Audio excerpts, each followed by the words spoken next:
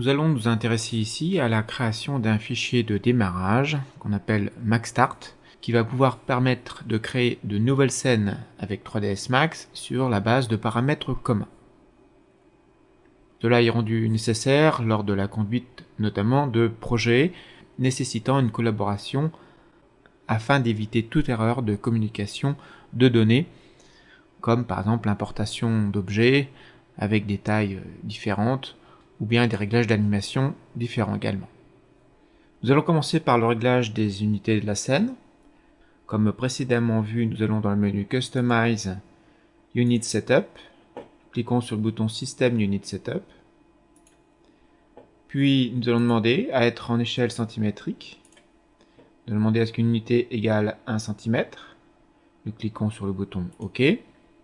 Puis nous allons demander à ce que ces centimètres soient effectivement affichés en unités centimétriques. Donc pour cela, il faut aller dans l'encadré Display Unit Scale et cliquer sur le bouton Metrics, choisir centimeters.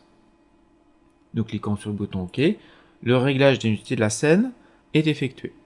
Nous allons ensuite régler les paramètres de la grille univers. Pour cela, nous allons dans le menu Customize Grid and Snap Settings.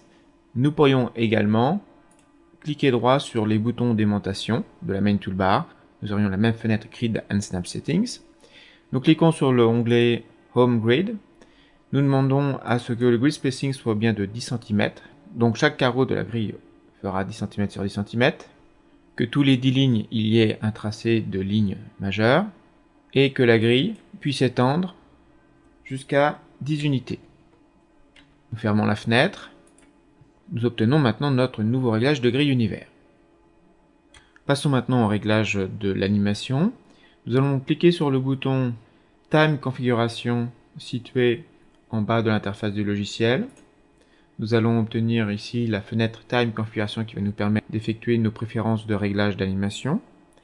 Et nous allons surtout aussi demander à ce que le framerate soit PAL et non pas NTSC, car en NTSC, nous aurions un nombre d'images secondes de 30, alors que nous avons besoin d'un réglage d'animation de 25 images secondes, car nous nous basons sur un standard européen. Nous laissons les autres réglages par défaut comme tels. Nous cliquons sur le bouton OK pour valider. Nous revenons sur le Time Configuration.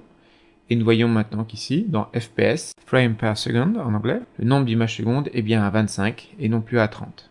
Demandons également à ce que le segment d'animation finisse à 100, donc la case End Time terminée à l'image 100, ce qui nous renseigne donc sur le frame count, c'est-à-dire le nombre d'images.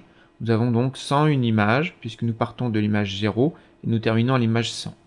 Nous cliquons sur le bouton OK pour définitivement valider tous ces réglages.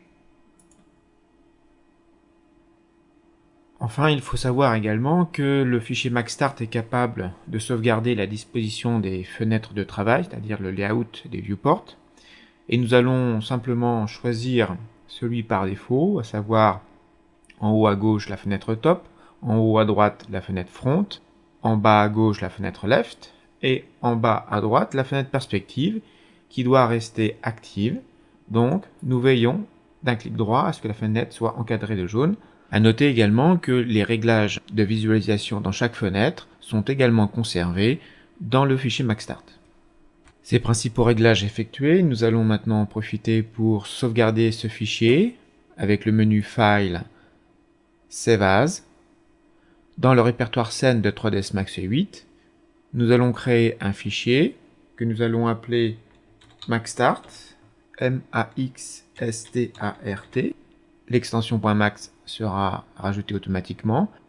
Pour que le fichier MaxStart soit présent au démarrage de 3ds Max, il ne faut pas faire de faute dans le nom du fichier, il faut donc l'écrire correctement et le placer dans le répertoire scène de 3ds Max 8. Nous cliquons sur le bouton Enregistrer. Nous voyons dans le menu Customize, Configure User Path qu'effectivement dans l'onglet File, Input, Output, MaxStart pointe effectivement sur 3ds Max 8 scène. Cliquons sur OK et effectuons maintenant une réinitialisation de 3ds Max afin de vérifier nos réglages. Allons sur le menu File, Reset, Cliquons sur le bouton Yes pour effectuer cette réinitialisation. Pour vérifier maintenant, allons sur le time configuration. Nous avons donc bien 25 images secondes.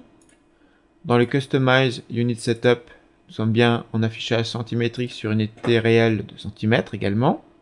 Cliquons sur le bouton OK pour valider. Et nous avons effectivement une disposition de fenêtre qui était celle du fichier MaxStart. Voilà, le fichier MaxStart étant réalisé, nous pouvons donc entamer le projet, à commencer par la modélisation.